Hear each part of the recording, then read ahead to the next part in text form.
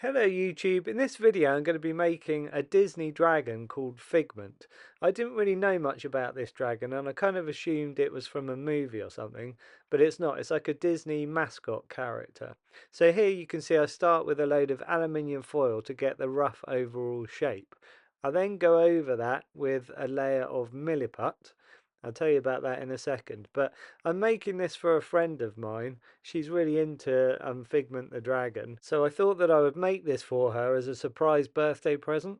So this amazing product, Milliput, they sponsor my channel, so they send me free Milliput from time to time, but I definitely recommend it to anybody who's starting sculpting. This is what it looks like. This is Milliput Standard I'm using today. So here's a little QR code if you want to order yourself some. It's an amazing two-part putty. You mix the two parts together in equal amounts and then it sets rock hard in about 4 hours. So you can see I've just built up a layer of the Milliput over the top of my aluminium foil. It's a good sort of starting point. Then you can start building your more detailed shapes over the top. So you can see here I started with these facial features. I had two balls of Milliput that I'd made previously. So whenever I get a bit of spare Milliput, rather than have it dry on me and have to throw it away, I quite often will just roll it into a ball. So I've got here a whole load of different balls that I can just choose a couple that are the same sort of size. Some of them are really tiny, got a whole load of little teeth in there as well.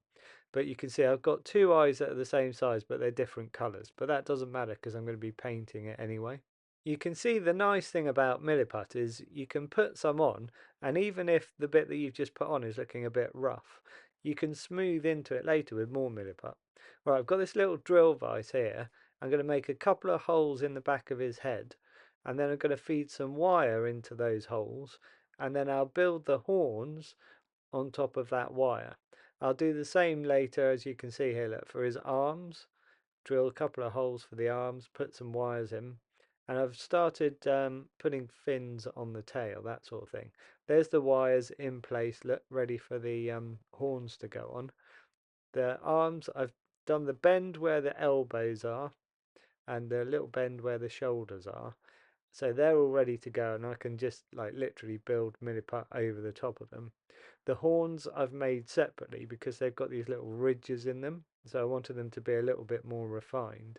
But I'll make little holes into those horns, and then I can super glue them to the wires like this. I did the same thing for the wings, where I drilled a couple of holes, put some wires in, made the wings separately, and then glued them in place.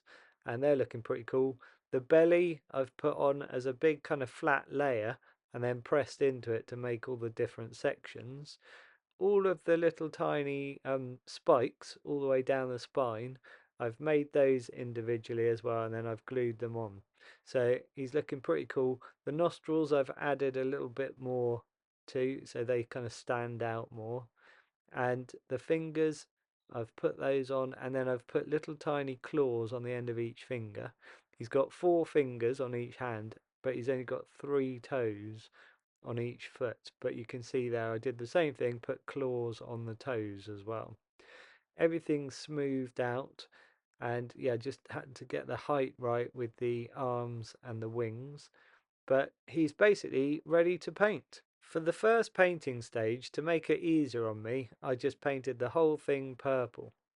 Now on this screen you might be seeing this purple as slightly bluer than I made him. He's quite a sort of pinky purple in real life, but this gives you the main idea.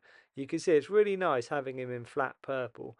It's just really quick to do. You can just paint the whole thing, not worry about anything, and just get it into all of the main cracks and things. I then painted his belly pink and the inside of his mouth pink. I'm using System 3 acrylic paints to do all of the painting on this. So the purple, I just used red, blue and white to make that purple colour. For the pink, just red and white.